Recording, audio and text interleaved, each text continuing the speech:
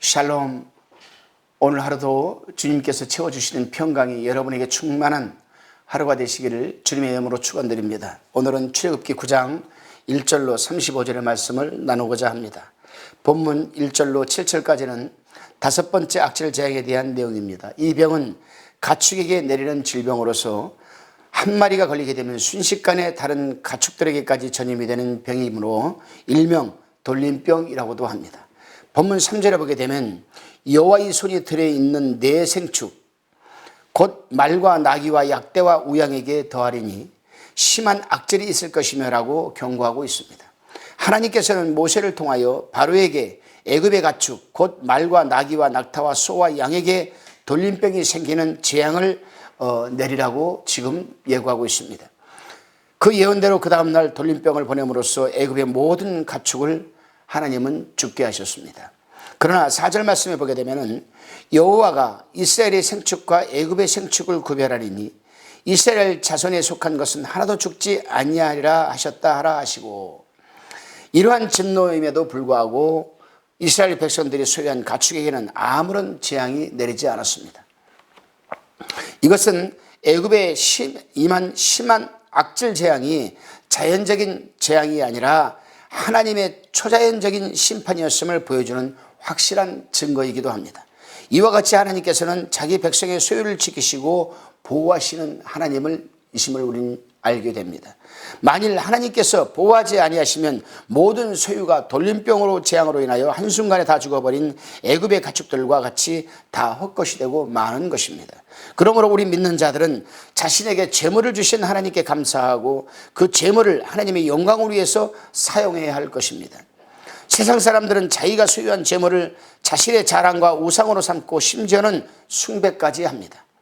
또 재물을 얻기 위해서는 온갖 더럽고 악한 일들도 서슴지 않게 합니다. 그러나 믿는 자들은 모든 재물의 주인이 하나님이심을 알아서 재물을 사랑하거나 섬겨서는 안 됩니다. 성도는 오직 그 재물의 주인 되시는 하나님을 사랑하고 섬기며 하나님의 뜻에 따라 관리하고 다스려져야 하는 것입니다.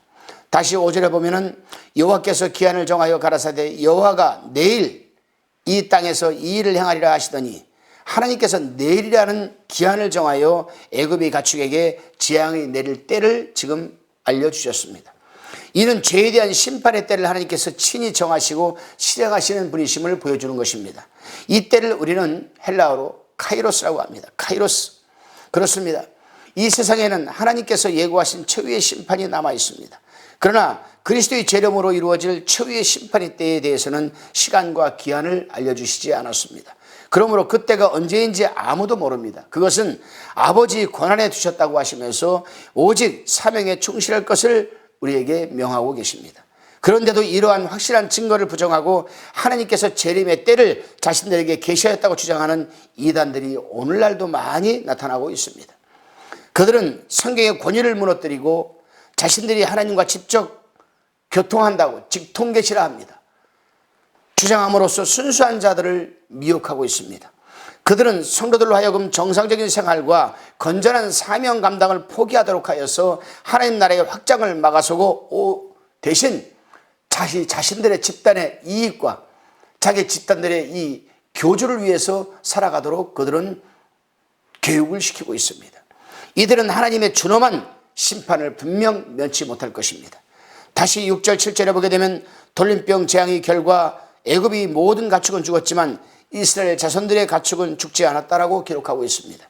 이것은 생명의 주관자가 결코 애굽인들을 섬기고 있는 우상이 아니라 오직 여호와 하나님이시라는 것을 분명하게 증거하는 말씀이기도 합니다. 그럼에도 불구하고 오늘날 수많은 사람들이 이 사실을 깨닫지 못한 채 허망한 삶을 살아가고 있는 것을 우리는 목격하게 됩니다. 그러므로 성도는 생명의 주관자가 오직 하나님 한 번뿐이심을 결코 잊지 말고 그 뜻대로 살아가는 성도가 되어야 할 것입니다. 돌림병 재앙은 단순히 애굽인들에게 단지 경제적 타격만을 준 것이 아니었습니다. 그들의 삶의 근간을 뒤흔드는 것이었습니다. 왜냐하면 가축의 죽음은 짐승을 신성시했던 애굽인들에게는 곧 신의 죽음을 의미했기 때문입니다. 이처럼 우상을 숭배하는 자들은 그 끝이 허무하기 짝이 없는 것입니다. 그러므로 하나님의 심판날에 아무 도움도 되지 못하는 우상을 섬기거나 추구하지 말고 오직 생명의 주요 믿는 자의 힘과 방패가 되시는 여호와 하나님만을 믿고 의뢰하는 그리스도인이 우리는 되어야 하겠습니다. 여섯 번째 재앙은 풀무의 죄로 악성 종기를 바라게 하셔서 애굽 백성을 징벌하시는 내용입니다. 이것은 하나님의 능력에는 제한이 없음을 보여주는 내용이기도 합니다. 온 우주를 창조하신 하나님께서는 모든 면에서 제한이 없으신 분이십니다. 그러므로 우리는 자신의 생각으로 하나님의 능력을 스스로 제한하여 하나님을 불신하거나 전적으로 신뢰치 아니하는 어리석음을 범치 말아야 하겠습니다. 일곱 번째 내리신 재앙은 우박재앙입니다. 우박재앙은 우박을 내려 애굽에 들어있는 모든 사람과 가축들을 죽게 하신 사실에 대한 기록입니다. 특별히 하나님께서는 우박재앙을 경고하시면서 들어있는 사람들과 가축으로 하여금 집으로 피신하도록 경고하셨는데, 하나님의 말씀을 믿고 피신한 자들은 살았으나 말씀을 무시한 자들은 죽거나 재산상의 피해를 입게 되었습니다. 이는 하나님의 말씀에 대한 순종 여부가 생과 사의 기준이 된다는 말씀입니다. 이적으로 나타나신 하나님 말씀 앞에 엎드려 순종하는 자만이 살게 된다는 사실입니다. 하나님은 그 앞에서 겸하는 자를 낮추시고 겸손한 자를 높여주십니다. 하나님의 말씀에 마음을 두지 아니한 자들은 재앙을 당할 수밖에 없는 것입니다. 바로와 같이 하나님 앞에서 교만을 떨다가 멸망의 길로 가지 말아야 할 것입니다. 오늘 하루도 주님과 함께 동행하는 겸손함의 순종함으로 하루를 살아내는 하루가 되시기를 바랍니다. 계속되는 여섯 번째 재앙에도 불구하고 애굽 왕 바로가 이스라엘 백성들을 보내주지 않는 이유가 무엇이겠습니까? 사실 바로의 입장에서 보면 바로는 한 나라의 왕으로서 해야 할 도리를 하고 있는 것인지도 모릅니다. 만일 자국에서 이스라엘 노동력이 갑자기 빠져나갈 경우 애굽 전반에 걸쳐 막대한 타격이 있을 것임을 자명했고, 또 이스라엘이 요구대로 그대로 바로 들어줄 경우 노예에게 무릎을 꿇는 무능한 왕으로 전락할 우려가 있기 때문에 그는 이러지도 못하고 저러지도 못하는 사면 초과의 근처에서 자신의 소신을 지금 고수하고 있는 것일지도 모릅니다. 그러나 계속되는 재앙으로 인해 애굽의 정치, 경제, 사회, 종교 전체의 기반이 흔들리고 있는 이때에 일곱 번째 재앙인 뇌성과 우박과 땅에 불을 내려 달리게 하시고 불더위가 우박이 섞여 내리는 앞에서는 바로왕도 더 이상 버티기가 힘들었던 것입니다. 하늘에서 우박과 함께 불덩어리가 떨어지는데 애굽 역사상 듣고 보지도 못한 전무후무한 재앙이었고, 이로 인해 사람과 짐승은 물론 밭의 모든 채소와 들의 모든 나무가 꺾어지는 지경, 그야말로 고센 땅 이외의 지역이 초토화되는 지경에 이르자 그는 두 손을 들고 말았습니다. 본문 27절 말씀입니다. 바로가 사람을 보내어 모세와 아론을 불러 그들에게 이르되, 이번은 내가 범죄하였노라. 여호와는 의로우시고 나와 나의 백성은 악하도다. 본문에 바로왕은 자신이 범죄했다라고 고백하고 있습니다. 바로왕이 범죄했다는 고백은 누구에게 한 말일까요? 바로왕은 지금 연속되는 재앙으로 인해 막대한 피해를 입은 애굽 백성을 대상으로 대국민 사과를 한 것이 아니라 노예로 부리고 있는 이스라엘의 수장인 모세와 아론을 불러 그들에게 자신이 범죄 사실을 지금 고백하고 있다는 사실입니다.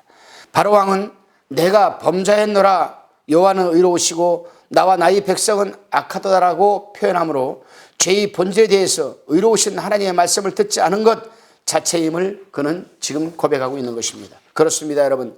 죄는 다름 아닌 하나님의 말씀을 듣지 않는 겁니다.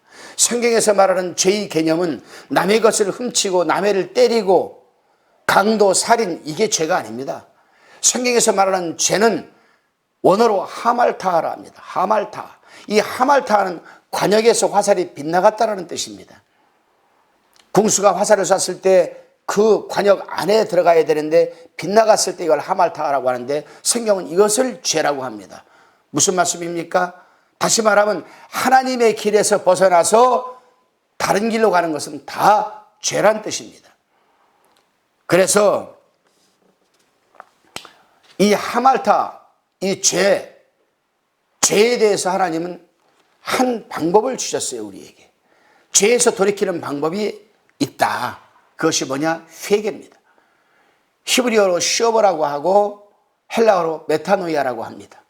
이것은 영어로 리턴, 돌이키는 것을 말합니다. 하말타, 잘못된 길에서 돌이켜서 여러분 어떻게 리턴, 슈어버, 하말타, 죄에서 하말타, 이 죄에서 슈브, 메타노이아, 회개, 돌이킨다, 리턴, 하나님 품으로.